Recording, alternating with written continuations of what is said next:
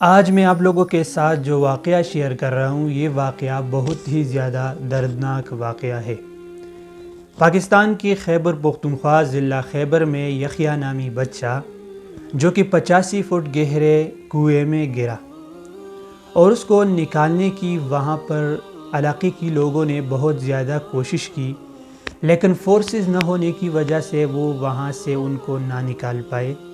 اور وہ بچہ وہاں کنویں کے اندر انتقال کر گیا اور اپنا ننھا سا روح اپنے رب کے حوالے کر دیا۔ وہاں کے لوگوں نے بہت زیادہ کوششیں کی لیکن وہ بچے کو نہ نکال پائے اور سرکاری سطح سے کوئی فورسز نہیں تھی جو کہ اس بچے کو وہاں سے نکال پائے۔ تو علاقے کی لوگوں نے یہ سوچ لیا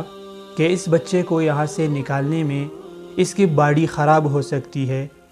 اور اسی وجہ سے ان لوگوں نے اس کنویں کے اوپر اس بچے کا قبر بنا دیا۔ لیکن کسی کو بھی یہ احساس نہ تھی کہ اس بچے کے والدین کے اوپر کیا گزرے گی۔ ہمارے پشتو زبان کا مشہور شاعر علامہ اقبال کا شاہین جناب ضمیر خان ضمیر اس بچے کا آواز بنا اور اس نے اس بچے کو وہاں سے نکالنے کی آواز اٹھائی، اور ظاہری طور پر یہ بھی بتایا کہ اگر مجھے اس بچے کو نکالنے کے لیے اپنا ایک گردہ بھی بیچنا پڑے تو میں بیچوں گا، اور اپنے موبائل کو اگر بیچنا پڑے، مجھے میری تنخواہ اگر اس میں لگانی پڑے تو میں لگاؤں گا، مجھ سے جو ہو سکے میں کروں گا، لیکن اس بچے کو یہاں سے نکالوں گا اور اس کی باڈی اس کے والدین کے سامنے پیش کروں گا اور پھر اس کو دفنائیں گے۔ آپ ضمیر خان کی یہ ویڈیو بھی دیکھیں، اس میں یہ کیا کہہ رہا ہے۔ ما بیگا د شپې پلار تکال کړي لا اله الا الله محمد رسول الله غد مې چې داجی دا کور زې مسلې د خرصوم او د چل شوی دی ما ته وی بالکل بیا کور دی سبا ول سړی وګوره خرڅه کا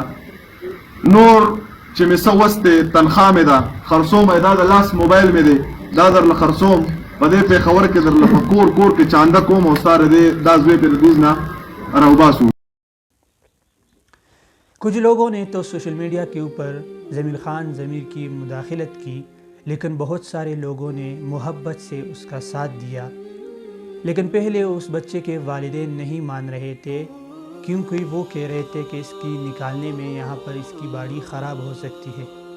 لیکن بہت زیادہ کوششوں کے بعد اس کے والدین بھی مان گئے اور اس بچے کو ضمیر خان اور اس کے ساتھیوں نے محبت کے ساتھ خلوص کے ساتھ مل کر اس بچے کو وہاں سے نکال دیا۔ اگر آپ کے علم میں ہے تو مسلمانوں نے اس دنیا کے اوپر ہزاروں سال حکومت کی ہے۔